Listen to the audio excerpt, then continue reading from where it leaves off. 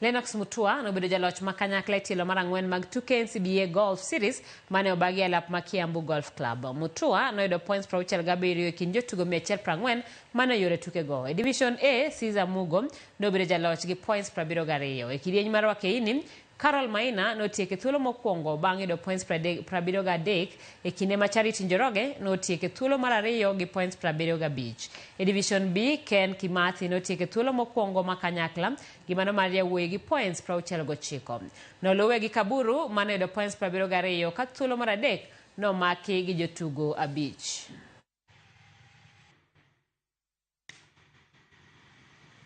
This year we committed to support every club in Kenya, and I think being here in Kiambu shows that commitment.